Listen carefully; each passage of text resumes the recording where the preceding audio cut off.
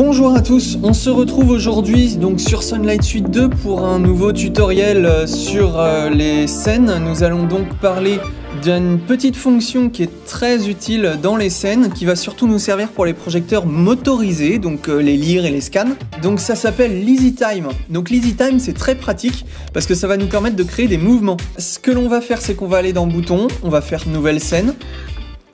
Moi je vais l'appeler EasyTime. Et donc vide, hop, et OK plus édité.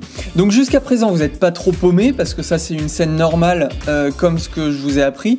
Mais maintenant ce qu'on va faire c'est qu'on va commencer par décocher tout sauf MHX50. Enfin vous si vous avez d'autres projecteurs robotisés vous pouvez le faire. Sachez que la programmation qu'on va faire elle varie énormément entre d'un projecteur à l'autre. Donc ce que l'on va faire c'est qu'on va décocher vue de base. Normalement il doit être en orange et on va le faire apparaître plus en orange. Et ce qui fait que du coup on va avoir plein de fonctions supplémentaires. Mais des fonctions qui sont très compliquées. Donc ce qu'on va faire c'est qu'on va commencer par un petit peu débroussailler tout ça.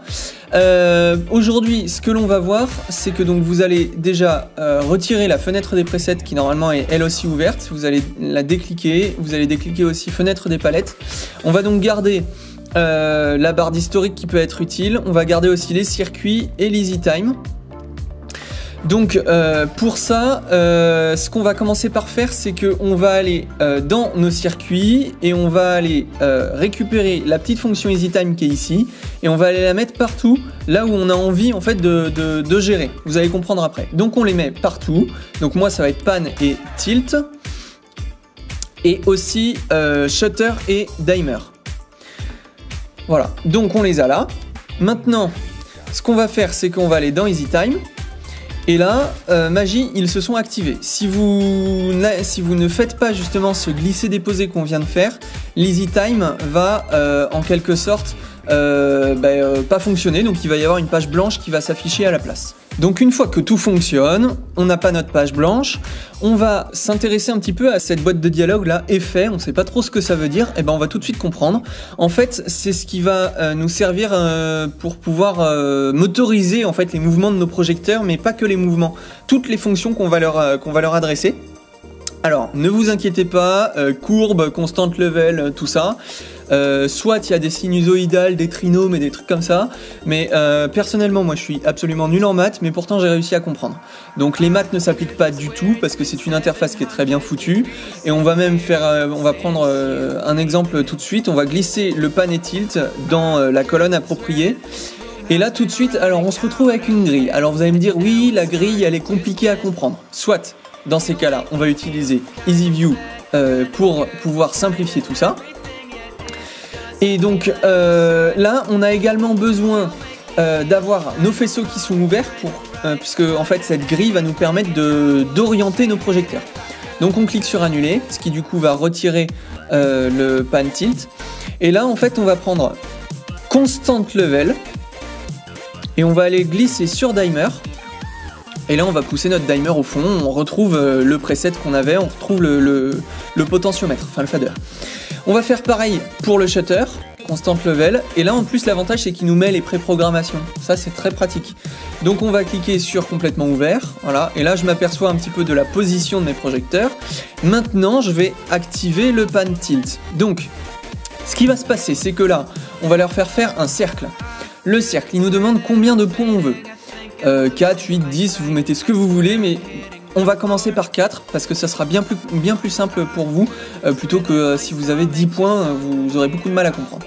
Donc là on va lui faire jouer, comme ça on va comprendre un petit peu comment il interagit dans l'espace avec cette grille. Et on se rend compte que c'est très particulier. Donc ce que l'on va faire, c'est que on va essayer de trouver un endroit qui va nous plaire en fait pour le mouvement des lyres. Donc ça dépend vraiment de comment vous l'avez positionné dans votre salle, de tout ça. Et en fait on se rend compte que petit à petit en tâtonnant en fait il va trouver des points. Donc ces points sont très pratiques. Ce que l'on va faire du coup c'est que moi je veux qu'il me fasse un beau cercle bien joli. Donc là et non. ça va pas. Et je m'aperçois qu'en fait, plus il va à l'extrémité, plus il va contre le mur. Donc moi, je veux pas qu'il aille contre le mur, je veux qu'il aille en face de nous. Donc je pense que ça va être comme ça. Et voilà. Là, j'ai réussi déjà à faire mon premier mouvement, qui est vachement joli. Alors, il y a un truc qui est encore plus beau que moi que j'aime beaucoup faire, c'est déphaser un petit peu. Comme ça, on a l'impression que ça donne un effet de balayage. Voilà, c'est très joli. Là, vous avez votre temps d'intervalle. C'est très pratique pour pouvoir régler un petit peu la vitesse à laquelle le point vert que vous voyez va tourner dans l'espace. Donc 1, 2, 3, vous faites ce que vous voulez, mais plus vous montez en temps d'intervalle, plus il va mettre de temps à tourner. C'est logique. Après, on va retirer notre cercle. Donc pour le retirer, c'est tout bête. Il suffit de cliquer sur une autre figure automatique. Donc on va faire générer des lignes. Et là, combien de points voulez-vous? Vous vous embêtez pas, vous mettez 2 parce que sinon vous allez vous perdre et ça va être très compliqué pour vous dès le début. Vous pourrez monter après, il n'y a pas de problème là-dessus, mais pour débuter, je trouve que 2 c'est bien. Ok. Et donc là, il nous fait un truc très bizarre. Alors là, il nous fait une espèce de machin un peu incompréhensible avec une courbe surtout qu'on ne peut pas mettre à l'horizontale ou à la verticale. Elle reste tout le temps de biais et ça, c'est pas pratique du tout. Donc ce qu'on va faire, c'est qu'on va aller prendre le petit plus bleu et on va aller cliquer pour essayer de faire un espèce de triangle rectangle. Alors moi, par chance, il l'a fait automatiquement. Mais du coup, comme j'ai envie d'avoir une ligne parfaitement horizontale, je vais retirer du coup le premier point qu'il avait créé. Hop. Et là, ça y est, il me fait une ligne parfaitement claire. Par contre, je trouve qu'elle est pas du tout dans notre sens. Je la veux plus bas. Eh ben, pas de problème là-dessus. Il suffit simplement que vous repreniez l'outil flèche sélectionné. Pas l'outil déplacé, juste l'outil sélectionné. Et vous allez cliquer sur le point que vous voulez baisser et vous allez le baisser en X ou en Y, comme vous voulez. Moi, en l'occurrence, c'est en X. Hop. Voilà. Et le deuxième, je le veux aussi à 190. C'est 189. Bon. Voilà. Du coup, au final, je me suis planté parce que c'est dans l'autre sens, mais c'est pas grave parce que c'était au moins pour vous montrer comment ça marchait. Après, on a plein d'autres possibilités. On a généré un polygone, des points aléatoires, des lignes, des trucs, des machins. Donc, on va cliquer. Et ce qui est bien, c'est que là, en fait, on va pouvoir faire des scènes super compliquées. Je vous explique tout simplement. Il suffit de jouer avec votre timer. Vous allez faire une scène où, par exemple, on va avoir pendant un quart de seconde, il va y avoir un noir. Donc là, on va reprendre un constant level et on va le remettre. Et là, on va mettre un noir, tac. Voilà, j'ai mis mon noir, mais par contre, là, je m'aperçois avec ma fenêtre de zoom qui est ici, je m'aperçois qu'il est très long, mon noir. Mais moi, je le veux d'un temps très court. Et ben, pas de problème là-dessus. Je fais clic droit. Et là, je fais durée. Donc, moi, je le veux de... allez, 30. Donc, je clique, je mets 30. Tac. Et après, je vais remettre un autre timer. Donc, constant level, c'est toujours la même chose. Que je mets au max. Je dézoome. Et je me remets là. Donc, si on lit en appuyant sur le play, ça nous donne ça. Bon. C'est très bien, c'est très joli, mais bon, moi je le trouve pas très convaincant. Donc ce qu'on va faire, c'est que moi je veux qu'elle clignote de manière aléatoire soudainement. Et ben on va prendre un constant level qu'on va mettre sur le shutter cette fois. Et le shutter, on va le mettre en mode strobe. Tac. Voilà. Et donc maintenant, si on relie, ça nous donne... Ouais, bon... C'est pas très convaincant, mais enfin bon, là c'est surtout parce que j'avais pas beaucoup d'imagination et j'essaye de vous faire comprendre le truc de manière très simple. Après, couleur, bah évidemment c'est pour les couleurs, dégradé pour les dégradés, shader, ça c'est très pratique.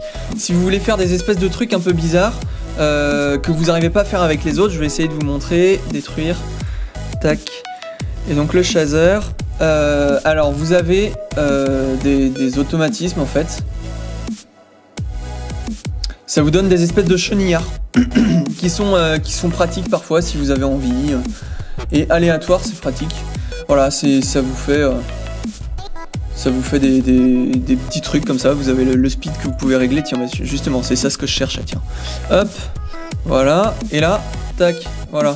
Ah bah, c'est génial, ça me fait ce que je voulais. Bon, donc voilà, et puis après vous essayez de fouiller. La matrice, on n'en parle pas parce que vous aurez des difficultés à l'utiliser dans le sens où il faut que les projecteurs soient très nombreux, puisque ça va nous permettre de faire justement des matrices. Donc en mettant des images, des choses comme ça, et de manière à ce que, par exemple avec les LED, par exemple vous avez des projecteurs comme les Chauvet Color Band Pix, donc qui sont des barres à LED. Si vous en mettez 10 ou 12 à la suite, vous pouvez essayer de faire un mur de LED, et là vous pourrez avoir besoin de l'effet matrice. Donc là, avec des lyres ou des scans, on n'aura quasiment, mais vraiment jamais besoin, sauf si on a 48 scans, ce qui je pense ne sera pas votre cas. Voilà, n'hésitez pas si jamais vous avez des questions. J'ai juste oublié un petit truc, si jamais vous voulez faire un aléatoire en fonction des différents projecteurs, eh ben, vous allez délier en fait au même titre qu'un aimant ou quelque chose où il y a un lien entre les deux. Vous faites clic droit et là vous faites Unlink All Blocks, et donc là vous allez avoir les blocs qui vont se contrôler un à un. Voilà, donc n'oubliez pas, quand vous commencez avec l'EasyTime, si vous voulez que l'effet que vous allez faire glisser sur votre EasyTime soit valable pour tous vos projecteurs, il faut que vous sélectionniez tous vos projecteurs. Sinon, si vous voulez que ça soit que pour un projecteur, vous sélectionnez juste un projecteur.